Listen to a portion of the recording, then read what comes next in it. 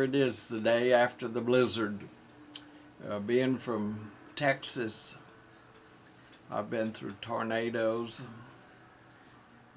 Came here to Connecticut. I've experienced a hurricane and now a blizzard.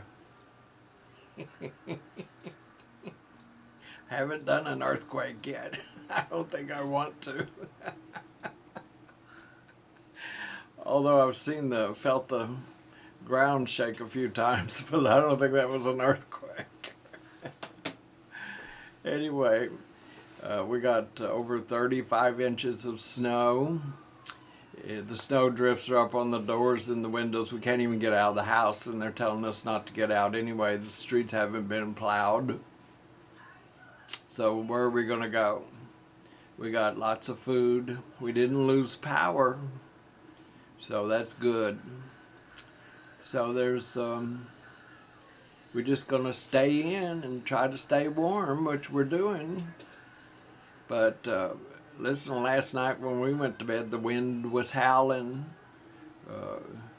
Sleet was hitting against the window. It was pretty scary. But I went off to sleep, I guess. But I did get up early this morning just to look out and see if it was all still there, and it was still there. Like it was going to go somewhere.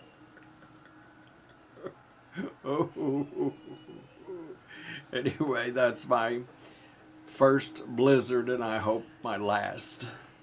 And that's all I have to say about that.